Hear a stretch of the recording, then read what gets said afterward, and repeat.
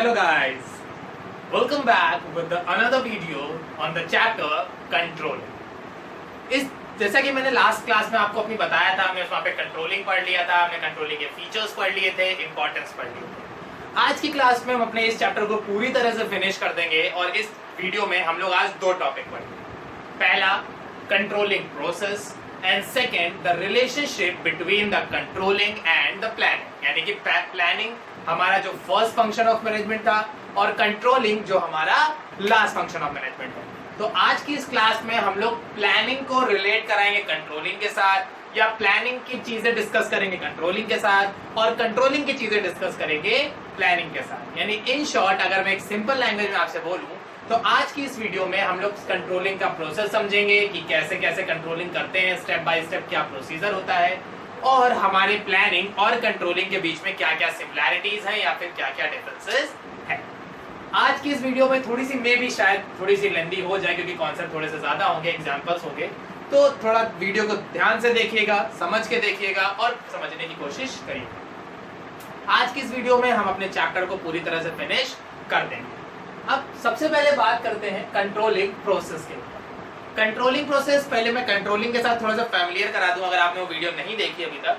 तो कंट्रोलिंग हमारा एक मेथड होता है या एक प्रोसेस होता है जिसमें हम कंपेयर करते हैं अपनी एक्चुअल परफॉर्मेंस को हमारी प्लान्ड परफॉर्मेंस के साथ। यानी कि इन शॉर्ट अगर हम लोग यहाँ बात करें तो जो मेरा ये कंट्रोलिंग प्रोसेस है, इस कंट्रोलिंग प्रोसेस में हम लोग बात करते हैं कि मैंने टारगेट क्या सेट किया था, मतलब मेरा एम क्या था, मैंने क्या एम डिसाइड किया था। मुझे 100 गुड्स बनाने हैं, 200 बनाने हैं, 500 बनाने हैं, जो भी गुड्स मुझे डिसाइड किए थे, तो जो भी टारगेट मैंने सेट किया था क्या मैं उस टारगेट को अचीव कर पाया या नहीं कर पाया, ये चीजें मेरा बताता है कंट्रोलिंग। या उस टारगेट को कैसे अचीव करना है, क्या चेंजेस करने हैं, क्या पॉलिसीज बनानी है, क्या स्ट्रेटेजीज बनानी है, कैसे इंप्लीमेंट करनी है, तो ये सारी चीजें मेरा डिस्कस करता था कंट्रोलिंग। इस कंट्रोलिंग प्रोसेस के अंदर मेरा सबसे पहला काम जो होता है वो होता है सेटिंग अप द टारगेट। सबसे पहली चीज हम लोग क्या करते हैं, सबसे पहले हम लोग टारगेट सेट करते हैं, हमें क्या चीजें अचीव करनी। अब टारगेट सेट करते समय हमें एक बात ध्यान में रखनी होती है कि ये जो मेरा टारगेट है ना, ये बहुत हाई हो ना बहुत लो, एक मॉडरेट यानी कि एक स्टैंडर्ड टारगेट है। जैसे फॉर एग्जांपल अब हमें पता है कि हमारी ऑर्गेनाइजेशन में हम लोग एक दिन में 40 प्रोडक्ट बना सकते हैं। मेरी एक ऑर्गेनाइजेशन है, उसमें मैं एक दिन में 40 प्रोडक्ट बना सकता हूं, बट मैंने टारगेट क्या रखा हुआ है 70। तो क्या ये अचीवेबल है? Not possible. आप कितनी भी अच्छी प्लानिंग कर दो, कितनी भी अच्छी स्ट्रेटेजी बना लो, कुछ भी कर लो, आप जब आपका मेथड 40 का है, आपकी एफिशिएंसी 40 है, आपकी लिमिटेशन 40 है, तो फिर आप 70 उसको पहुंचा नहीं सकते। हाँ, आप 40 का 42 कर सकते हो, 43 कर सकते हो, 45 कर सकते हो, बहुत ज्यादा एडजस्ट करके, बट 70 आप उसको नहीं कर सकते हो। तो यानी कि ये जो हमने टारगेट सेट किया, ये बहुत हाई टारगेट था और इस टारगेट को हम अचीव उस टाइम पे नहीं कर सकते। अब आप कहेंगे सर ऐसा क्यों नहीं कर सकते, हम अपनी लेबर बढ़ा देंगे, मशीनरी बढ़ा देंगे, कुछ भी बढ़ा के कर सकते हैं। तो यहाँ पे जो ये मेरे टारगेट्स हैं, हम जब भी टारगेट सेट करते हैं तो हम एक चीज मान लेते हैं, लेबर कांस्टेंट है एंड मशीनरी कांस्टेंट है। हम अपने लेबर और मशीनरी को कांस्टेंट मान के टारगेट सेट करते हैं कि जब तक ये टारगेट पूरा नहीं हो जाता है तब तक ना तो हम लेबर बढ़ाएंगे और ना ही हम अपनी मशीन्स बढ़ाएंगे। तो ये जो मेरा सेटिंग अप द टारगेट है, ये मेरे लेबर और मशीनरी को कांस्टेंट कर देता है, तो उसी लेबर्स उसी मशीनरी में हमें टारगेट कंप्लीट करना होगा। तो अगर मैंने मेरे जो लेबर्स की एफिशिएंसी है या जो लिमिटेशन है वो 40 यूनिट प्रोड्यूस करने की है, तो मैं 70 का टारगेट कंप्लीट नहीं कर पाऊंगा। तो ये मेरे लिए बहुत हाई टारगेट हो गया, ये अचीवेबल नहीं। वही सेकेंड चीज मैंने क्या करा, मैंने टारगेट रख दिया सिर्फ 10 यूनिट का।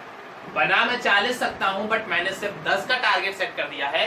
तो अब यहाँ पे क्या होगा, लेबर आराम से पड़ी रहेगी, सोती रहेगी। क्यों भाई, जब वो 40 बना सकती है दिन में, आप उससे सिर्फ 10 का बनवा रहे हो, तो बाकी टाइम क्या करेगी? Waste of time, waste of energy, waste of resources. तो यहाँ पे टारगेट जो आप सेट करेंगे ना वो बहुत हाई होगा ना वो बहुत लो होगा, वो एक आप स्टैंडर्ड यानी मॉडरेट टारगेट रखेंगे जिसको आप थोड़ी सी मुश्किलों के साथ अचीव कर पाए। अब ये भी नहीं कि एकदम इजी टारगेट रख दो। जैसे मैंने बोला आपकी लिमिटेशन 40 है, तो 40 का टारगेट कभी नहीं रखेंगे। अगर लिमिटेशन 40 है तो हमारा टारगेट होगा 41, 42, 43। क्यों होगा? ताकि हमें थोड़े से एफर्ट्स करने पड़े, हमें थोड़ी सी मेहनत करनी पड़े जिसमें हम उस टारगेट को कंप्लीट कर पाए। तो सबसे पहला पॉइंट मेरा यहाँ पे क्या है? Setting up the targets, and जो टारगेट्स होंगे वो मेरे स्टैंडर्ड होंगे, not too high not too low, just a moderate standard या जस्ट अ मॉडरेट टारगेट। अब भाई मैंने टारगेट सेट कर दिया, मैंने मान लिया मुझे एक दिन में 45 मुझे एक दिन में 45 प्रोडक्ट प्रोड्यूस करना। सेकेंड आता है measuring of the performance. Measuring of the performance का मतलब यहाँ पे हम ये चेक करेंगे कि हमने जो टारगेट सेट किया था, जैसे यहाँ पे जो मैंने टारगेट सेट किया वो मैंने किया 45 गुड्स का। कितने का किया? 45 गुड्स का। तो जब हम लोग अपनी परफॉर्मेंस को मेजर करेंगे तो यहाँ पे हम चेक करेंगे कि क्या हम 45 पहुंचे या नहीं पहुंचे, क्या हमने टारगेट कंप्लीट किया या फिर नहीं किया। तो मेजरिंग ऑफ द परफॉर्मेंस का मतलब होता है कि यहाँ पे हम अपने परफॉर्मेंस को मेजर करते हैं कि हम जिस लेवल से काम कर रहे हैं, हम जिस मेथड के साथ काम कर रहे हैं, हम जिस एफिशिएंसी के साथ काम कर रहे हैं, तो क्या हम टारगेट को अचीव कर पाएंगे, क्या मेरी प्लानिंग परफेक्ट है, क्या मेरी स्ट्रेटेजी परफेक्ट है, क्या मेरे रिसोर्सेज परफेक्ट हैं। तो अपने प्लान्स, पॉलिसीज, स्कीम्स को एनालाइज करना, चेक करना कि वो एफिशिएंट है या नहीं है, वो सारी चीजें मेरी आती है मेजरिंग ऑफ द परफॉर्मेंस। कि हम परफॉर्मेंस को चेक करते रहते हैं कि हम सही चल रहे हैं कि नहीं चल रहे हैं, काम सही कर रहे हैं कि नहीं, प्लानिंग के हिसाब से कर रहे हैं कि नहीं कर रहे हैं, या फिर हमारे स्ट्रेटेजी के हिसाब से काम हो रहा कि नहीं हो रहा है। तो अपने प्लान्स, पॉलिसीज, स्कीम, स्ट्रेटेजी के अकॉर्डिंग अपने आप को एनालाइज करना कि हम अकॉर्डिंगली उसके वर्क कर रहे हैं, वो चीजें मेरी आती हैं measuring of the performance. Third point मेरा आता है compare the performance. Compare the performance का मतलब यहाँ पे हम ये चेक करेंगे कि जब हमने टारगेट कंप्लीट कर लिया है तो मेरे एक्चुअल टारगेट और स्टैंडर्ड टारगेट दोनों में डेविएशन कितना है। डेविएशन का मतलब होता है डिफरेंस। तो यानी कि यहाँ पे क्या होता है, कंपेयर द परफॉर्मेंस में हम एक्चुअल परफॉर्मेंस और स्टैंडर्ड परफॉर्मेंस के बीच में कंपैरिजन करते हैं। जैसे यहाँ पे मेरा जो ये परफॉर्मेंस था, यहाँ पे हमने प्रोड्यूस किया 43 गुड्स, मैंने टारगेट कितने का दिया था यहाँ पे 45 का, मैंने प्रोड्यूस कितने किए 43, यानी कि 2 गुड्स कम प्रोड्यूस हुए। तो यहाँ पे अब हम लोग ये करेंगे, कंपेयर करेंगे कि जो ये 45 बने हैं, 45 का टारगेट था, 43 बने हैं, तो क्यों या कैसे, क्या रीजन था कि 2 कम हो गए, क्या कमियां रह गई थी, ठीक, या यहाँ पे 43 की जगह ये 47 हो जाए। तो अब हमने टारगेट दिया था 45 का, बट मेरे हो कितने गए 47, 2 ज्यादा बन गए। तो ये 2 ज्यादा कैसे बन गए, क्या रीजन था 2 ज्यादा बनने की? क्या हमने क्वालिटी के साथ कॉम्प्रोमाइज किया, क्या हमने लेबर्स बढ़ा दिए, क्या हमने मशीनरी बढ़ा दी, हमने क्या ऐसा किया कि जब मेरा टारगेट 45 का था तो वो 47 पहुंच गया, ठीक है ना। तो कंपेयर द परफॉर्मेंस में हम ये चेक करते हैं कि मेरे एक्चुअल परफॉर्मेंस और प्लान्ड परफॉर्मेंस के बीच में डिफरेंस क्या आ रहा है। इस डिफरेंस को बोला जाता है डेविएशन। डेविएशन जो होता है ये 2 तरह का होता है, positive deviation and negative deviation.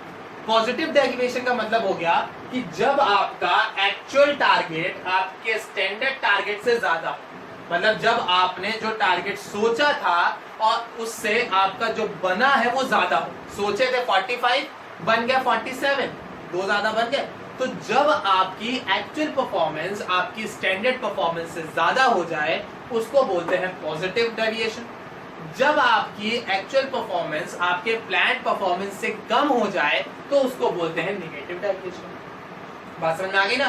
तो कंपेयर परफॉर्मेंस में हम लोग क्या करते हैं, कंपेयर परफॉर्मेंस में हम लोग अपनी एक्चुअल परफॉर्मेंस और स्टैंडर्ड परफॉर्मेंस के बीच में कंपैरिजन करते हैं कि दोनों में क्या डेविएशन आया है। अब ये जो डेविएशन होते हैं वो 2 तरह के होते हैं, positive deviation and negative deviation. Positive deviation में जिसमें मेरी एक्चुअल परफॉर्मेंस मेरी ज्यादा होती है मेरी प्लान्ड परफॉर्मेंस से या स्टैंडर्ड परफॉर्मेंस से, और वहीं जो मेरा नेगेटिव डेविएशन होता है वहां पे मेरी एक्चुअल परफॉर्मेंस कम होती है और मेरी स्टैंडर्ड परफॉर्मेंस ज्यादा होती है। अब भाई मैंने टारगेट सेट कर लिया, मैंने अपने आप को मेजर कर लिया कि मैं सही जा रहा हूँ कि नहीं जा रहा हूँ।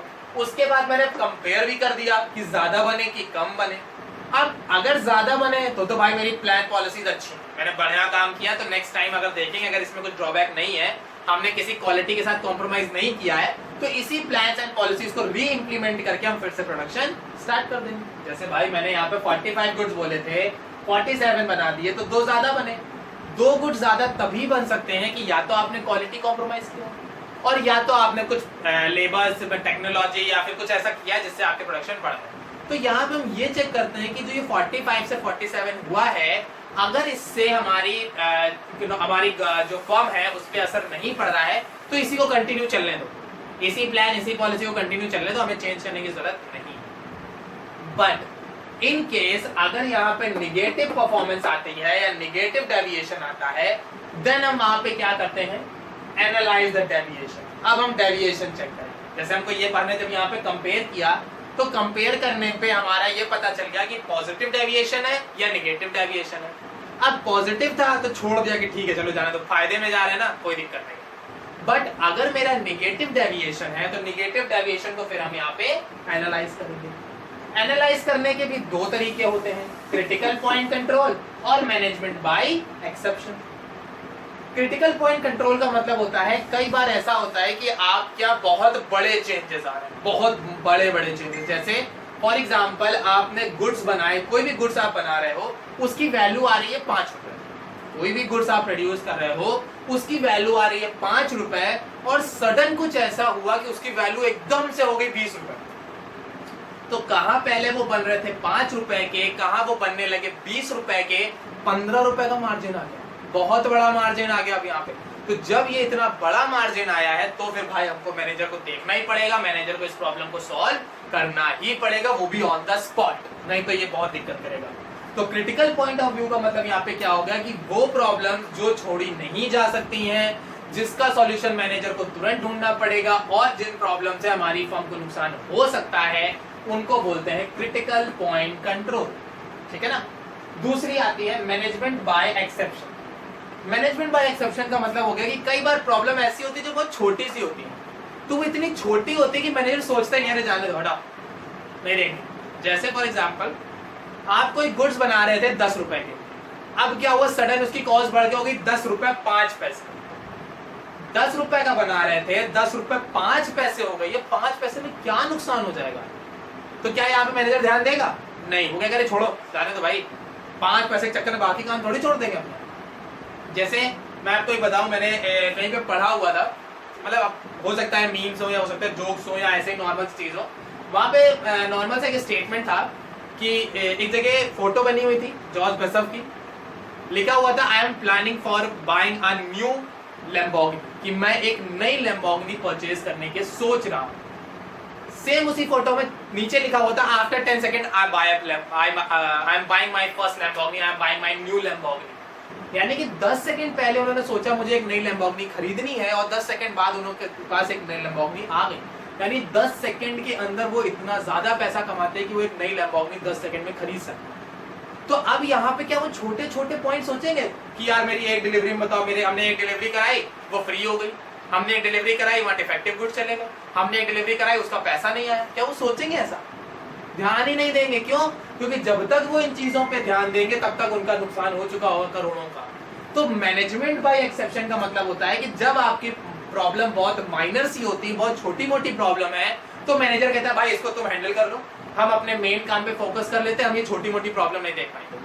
लेकिन वहीं जब प्रॉब्लम बड़ी होती है तो फिर वहां मैनेजर को ऑन द स्पॉट इन्वॉल्व होना पड़ता है और उस प्रॉब्लम को सॉल्व करना पड़ेगा। तो एनालाइज द डेविएशन में दो चीजें होती हैं, क्रिटिकल पॉइंट जिसमें प्रॉब्लम बहुत बड़ी है और आपको तुरंत सॉल्व करनी पड़ेगी, दूसरा आता है मैनेजमेंट बाय एक्सेप्शन जहां पे प्रॉब्लम माइनर सी है, बहुत छोटी सी, जिसको आप इजीली इग्नोर कर सकते हो और आगे मूव ऑन कर सकते हो।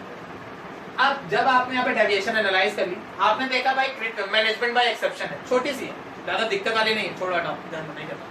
लेकिन वही जब आपने देखा कि क्रिटिकल पॉइंट है भाई, बहुत मुश्किल है, देखना पड़ेगा, तो जब क्रिटिकल पॉइंट ऑफ व्यू है देन आप क्या करेंगे, टेकिंग करेक्टिव मेजर्स। कि जब हमने देखा भाई बहुत दिक्कत हो रही है, सॉल्यूशन लेना ही पड़ेगा, तब हम वहां पे लेंगे करेक्टिव मेजर्स लेंगे कि जो इतनी ज्यादा रेट बढ़े हैं, जो रेट मेरे 5 से 15 रुपए पहुंच गए हैं, उसके पीछे रीजन क्या है?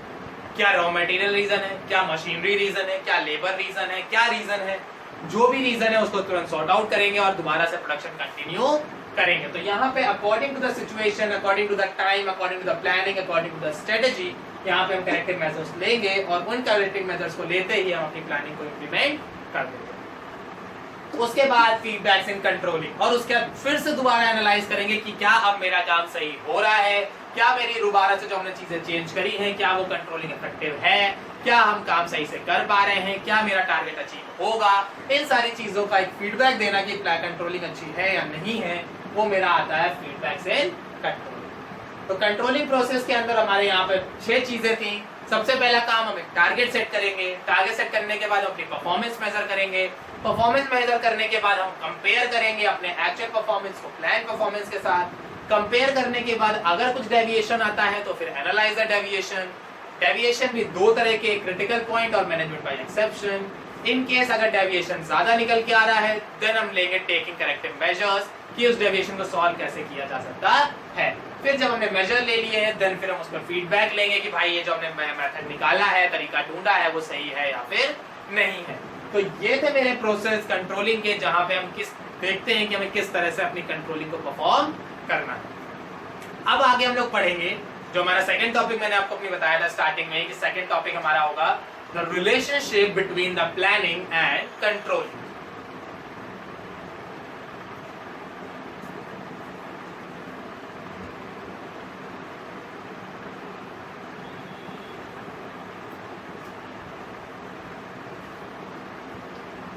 अब बात करते हैं रिलेशंस की।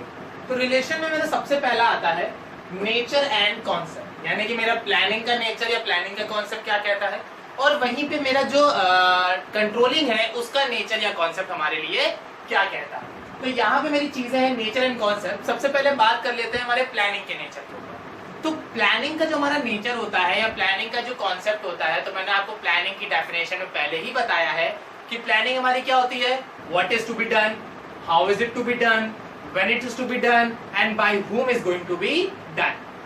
कौन करेगा, क्या करेंगे, कब करेंगे, कैसे करेंगे और कौन इस काम को करेगा।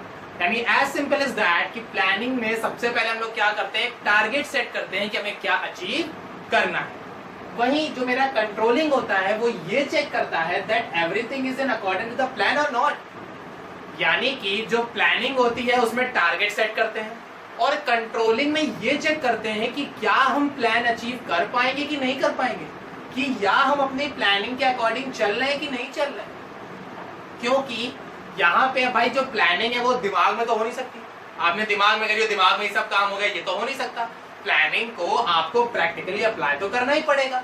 तो जब आप अपनी प्लानिंग को प्रैक्टिकली अप्लाई कर रहे हो तो वहां पे ये चेक करना पड़ता है कि क्या मेरी planning according to my plan work कर रही है, क्या मेरे जो इनिशिएटिव हैं, क्या जो मेरे एक्शंस हैं वो मेरी प्लानिंग के अकॉर्डिंग काम कर रहे हैं कि नहीं कर पा रहे हैं। तो जो प्लानिंग और कंट्रोलिंग होती है उनके नेचर एंड कॉन्सेप्ट में क्या होता है, प्लानिंग मेरा प्राइमरी होता है, वहीं जो मेरा कंट्रोलिंग होता है वो मेरा लास्ट होता है। प्लानिंग मेरा बेस होता है, कंट्रोलिंग मेरा ऑप्शनल होता है। प्लानिंग जो होती है वो टारगेट सेट करने में हेल्प करती है, वहीं जो कंट्रोलिंग होती है वो उस टारगेट को अचीव करने में हेल्प करती है। तो यहाँ पे प्लानिंग और कंट्रोलिंग जो है वो आपस में एक दूसरे के ऊपर थोड़ा सा साथ में चलते हैं। सेकंड मेरा आता है both are backward and forward looking. चाहे मेरी प्लानिंग हो या मेरी कंट्रोलिंग हो, दोनों ही बैकवर्ड और फॉरवर्ड काम करते हैं। जैसे पहले प्लानिंग डिस्कस कर लेते हैं।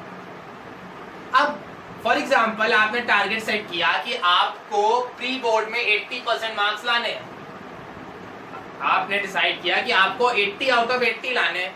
तो जब आपने 80 आउट ऑफ 80 लिया है तो आपने प्लानिंग करी, उसके अकॉर्डिंग काम करना शुरू किया, आपने सारी चीजें परफॉर्म करी, सब कुछ किया, सारी चीजें सही। लेकिन जब रिजल्ट आया तो आपके आए 80 में से 75, 5 नंबर रह गए कम। अब जो ये 5 नंबर कम रह गए हैं वो क्यों रह गए भाई, क्या दिक्कत थी?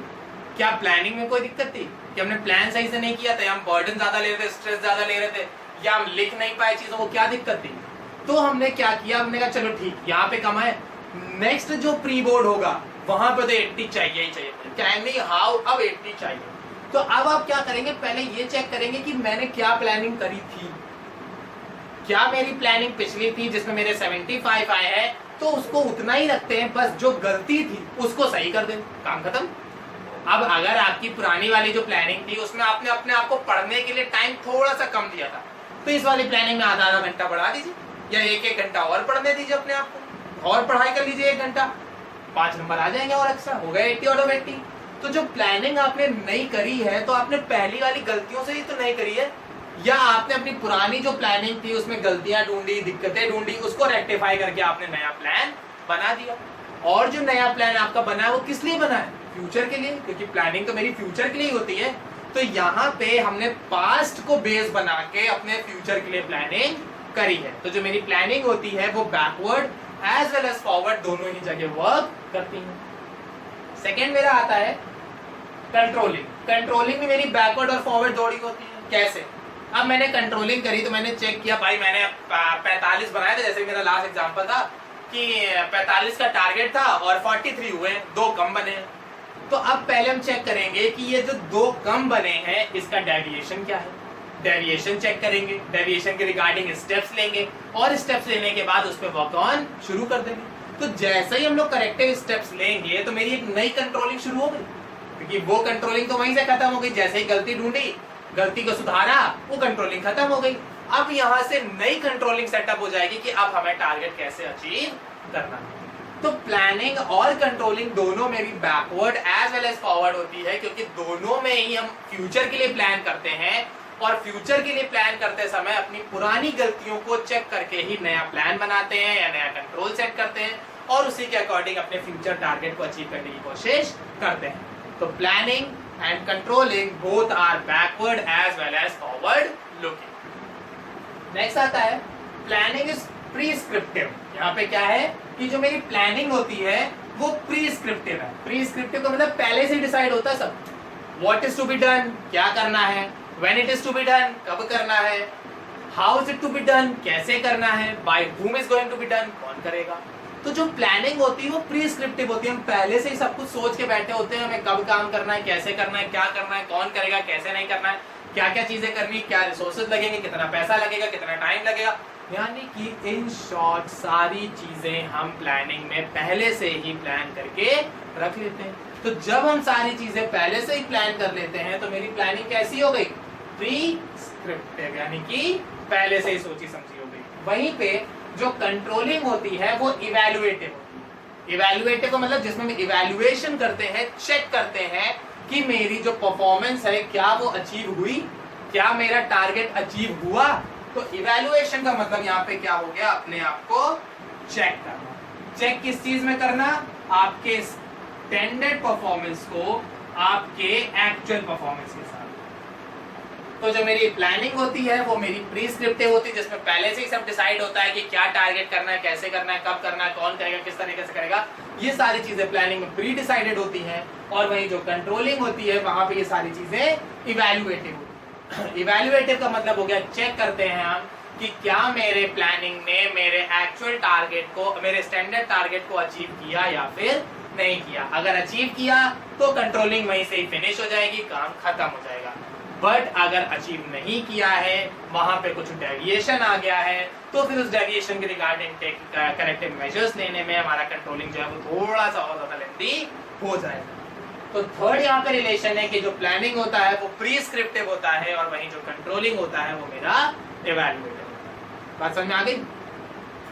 नेक्स्ट आता है both are interdependent and interlinked. दोनों ही जो मेरे होते हैं वो आपस में कनेक्टेड होते हैं। कैसे? जब आप प्लानिंग ही नहीं करोगे, कोई टारगेट ही सेट नहीं करोगे तो अचीव क्या करोगे? अब अगर आपने अपनी पढ़ाई को लेके कोई टारगेट सेट ही नहीं किया है, आपने सोचा ही नहीं हमें कितने परसेंट लाने हैं, हमें कितना कॉन्सेप्ट क्लियर करना है, हमें इन फ्यूचर क्या करना है, हम क्यों पढ़ाई कर रहे हैं, आपने कुछ सोचा ही नहीं है तो कुछ भी करो सब बढ़िया। जैसे आपने देखा होगा कि बहुत सारे बच्चे ऐसे होते हैं जो फेल हो जाए, पास हो जाए, नंबर ज्यादा आ जाए, कम आ जाए, कोई फर्क नहीं पड़ता। क्यों नहीं पड़ता? क्योंकि उन्होंने अपने आप को मेजर किया ही नहीं, उन्होंने कोई प्लानिंग बनाई है ही नहीं। जैसे 2 एग्जांपल लेते हैं 2 स्टूडेंट के। एक है जिसके 34 है, वो खुशी से नाचता है, 100 में 34 आ गए, खुशी से पागल हो गया, 34 आ गए। लेकिन वहीं पे एक बंदा है जिसके 100 में से 98 आ रहे हैं, वो दुखी है। 98 शिट यार, 2 नंबर से रह गया।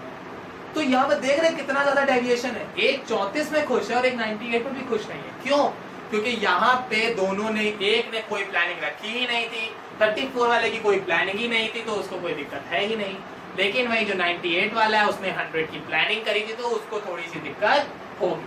तो जो प्लानिंग होती है, प्लानिंग और कंट्रोलिंग, वो कैसे इंटरलिंक्ड होती है कि जब तक आपकी प्लानिंग नहीं होगी तब तक कंट्रोल कैसे करोगे, कैसे अपने आप को प्लानिंग तक ले जाओगे, और जब तक आप कंट्रोलिंग नहीं करोगे, अपने आप को कंट्रोल नहीं करोगे, डिसिप्लिन वे में काम नहीं करोगे, तब तक आप अपनी प्लानिंग को अचीव नहीं कर सकते। तो जब तक आप टारगेट नहीं बनाओगे तब तक कंट्रोलिंग हेल्प क्या करेगा पहुंचने में, और जब तक आप कंट्रोलिंग के थ्रू पहुंचोगे नहीं तो प्लानिंग कैसे अचीव करोगे। तो यहाँ पे जो मेरा प्लानिंग और कंट्रोलिंग होता है वो आपस में इंटरलिंक्ड होते हैं। बिना प्लानिंग के कंट्रोलिंग नहीं हो सकती और बिना कंट्रोलिंग के प्लानिंग अचीव नहीं हो सकती। तो ये थे मेरे relationship between the planning and controlling. पहला मेरा नेचर एंड कॉन्सेप्ट, दूसरा both are backward and forward looking, third both are interdependent and interlinked, and fourth मेरा आता है planning is prescriptive and controlling is evaluative. I hope आपको चीजें समझ में आ गई होंगी, controlling process and relationship between the planning and controlling. अगर कोई डाउट, कोई सजेशन, कोई क्वेरी, कोई एडवाइस, कोई प्रॉब्लम, कोई समस्या, कोई दिक्कत है तो आप कमेंट सेक्शन में पूछ सकते हैं। Thank you.